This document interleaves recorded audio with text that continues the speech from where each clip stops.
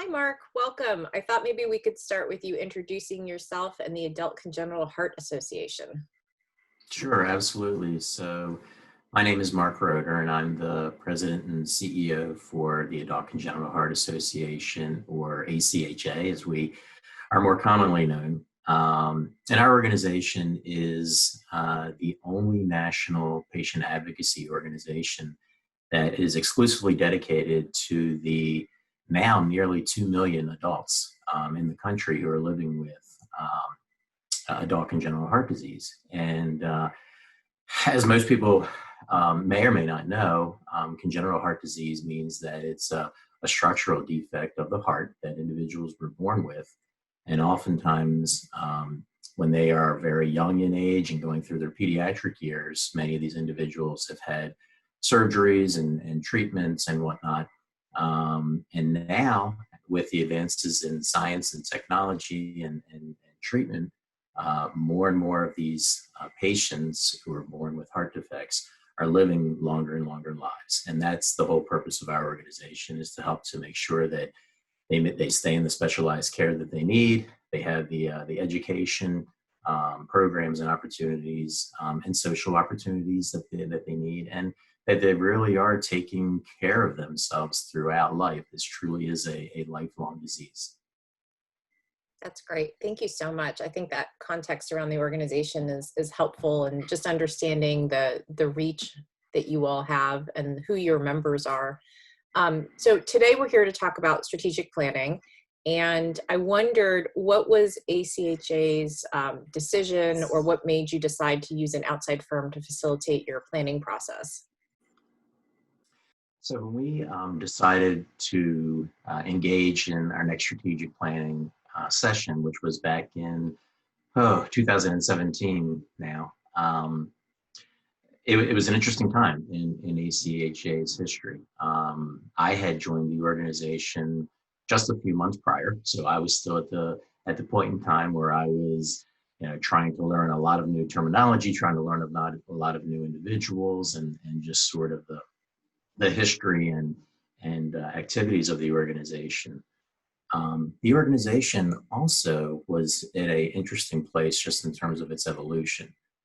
It was coming upon the end of its second decade, and had primarily up until that time, although we were a national organization, we were still very much sort of operating as a sort of small grassroots, if you will, sort of a ma and pop type of operation. And so the decision, both in terms of sort of hiring me and also in thinking through the next strategic planning activity, to really try and use this as an opportunity to start to move the organization forward in a much more sort of professional, organized fashion, with a vision of being a very different entity now moving into our third decade. And so, I think to do that well, we needed to have outside facilitation. And for me, I've been fortunate to be part of many strategic planning processes prior to coming to ACHA, some of them that have been managed internally by either the person in my position and or members of the board, and also activities that were handled by outside facilitation.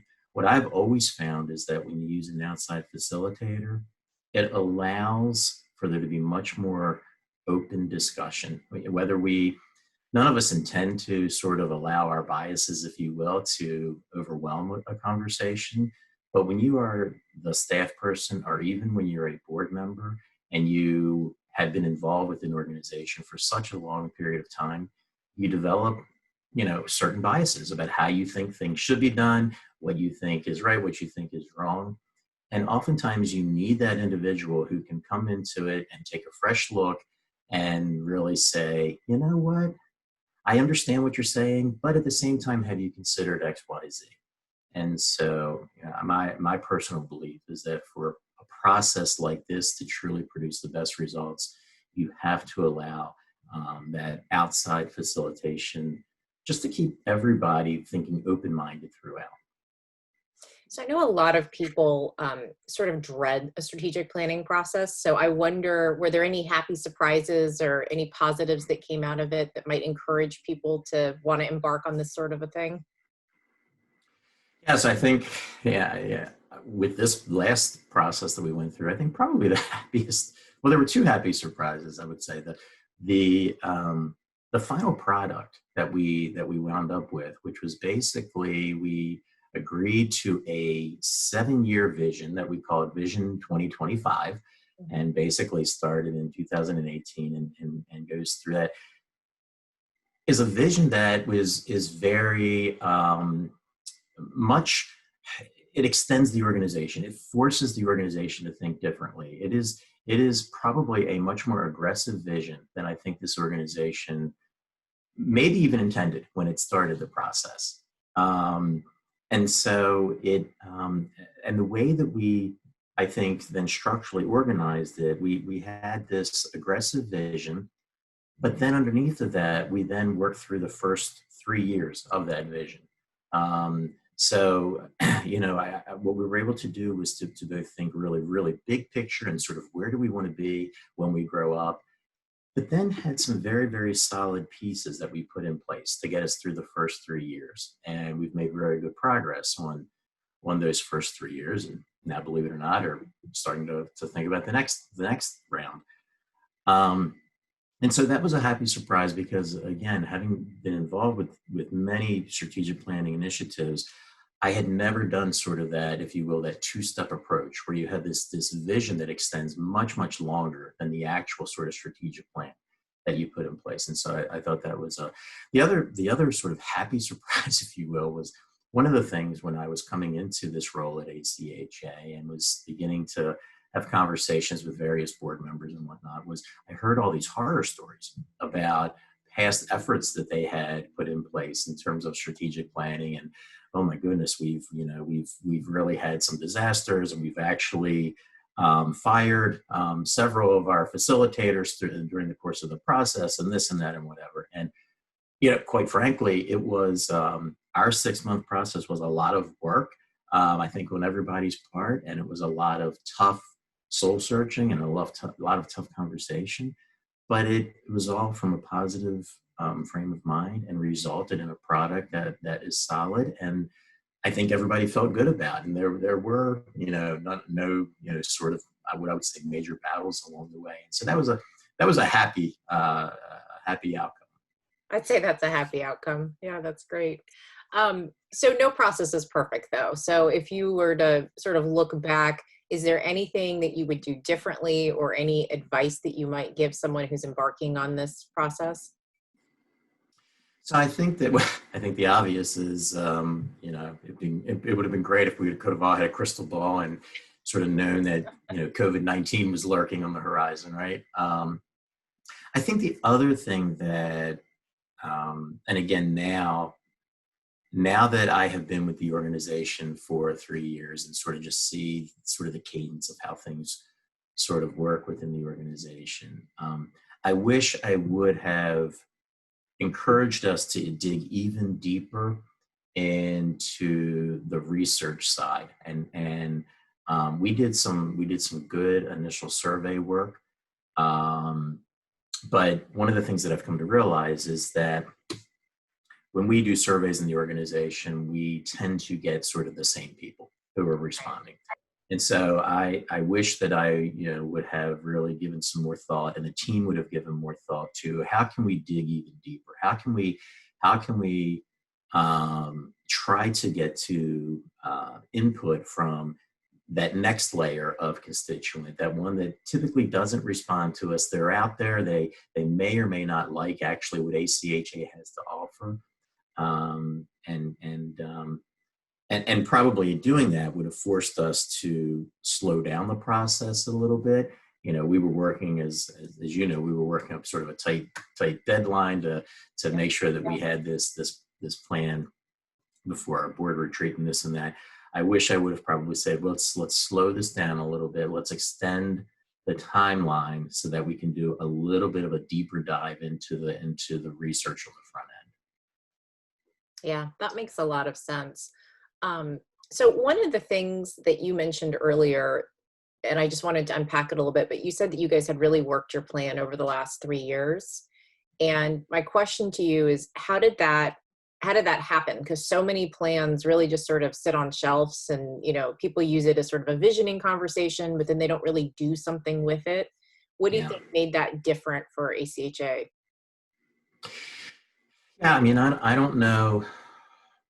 I don't know if it makes us different from other organizations or not, but one of the things that I have always sort of required, if you will, or with organizations that I have had the privilege to lead, is that the strategic plan gets visited frequently throughout the course of the year. And that's by both board and staff. And so at multiple points with my management team meetings, we would go through again uh, what we had anticipated that we would be accomplishing each year.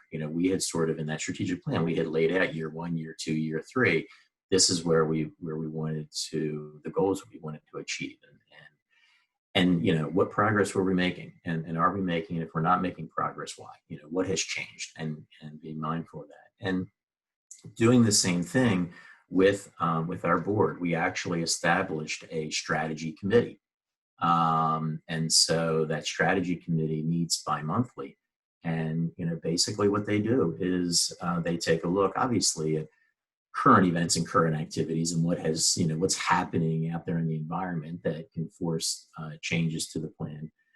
But much of the time is spent, again, taking a look at, okay, what did we say we were going to accomplish, and what have we accomplished? What progress are we actually making? And so I think by sort of holding folks to accountable, to constantly reviewing the plan, it allows it to not just become that thing that sits on the bookshelf.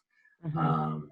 And again, some of the things that we had indicated in that plan were, for our organization, very aggressive. We had said that we were going to launch a research campaign. That ACHA had never been involved in direct funding of research before.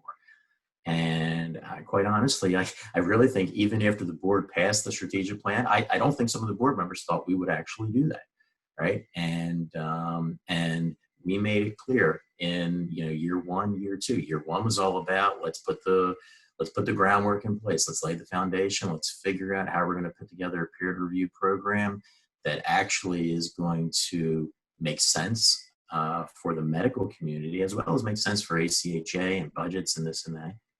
And then in year two we launched it, and now in year three we're moving it forward. And so again, I think it's just a deliberate move to make sure that that strategic plan remain fresh in the minds of board and staff. That's awesome. I love hearing the progress that you guys have made over the last couple of years. I think you've brought forward a couple really good best practices, around having a strategic planning committee, getting board and staff members involved, regular check-ins, spending some time on the front end to make sure you're doing your research, thinking about this broader vision. Anything else that comes to mind for you that is sort of a must do, or any final thoughts around strategic planning? I think the other thing I would say is we are in such interesting times. The current debate within the organization is, as I said, where it's now time for us to start thinking about our next, what would have been scheduled to be our next 3-year phase. And, we're very much leaning toward, my goodness, it's hard to even think what 6 months down the road is going to look like, as opposed to now trying to, feel like we have a handle on 3 years. And so, I think that what we're ultimately going to wind up doing is we're going to do just a 1-year strategic plan for 2021, and kind of see where the world is at that point. And, Makes a lot of sense. yeah, it's just, Yeah. it's, in some ways, I feel like that's a little bit of a defeatist attitude, just saying, oh, we're going to do a 1 year, right? Because when I think of 1-year strategic plan, to me, that feels more like an operational plan, right? But I just think that our world is just evolving and changing so rapidly right now, that I think even the way people think about strategic planning is really changing. So that's the direction we're planning on heading, at least for the foreseeable future. Great. Well, Mark, thank you so much for your time today. I really appreciate it.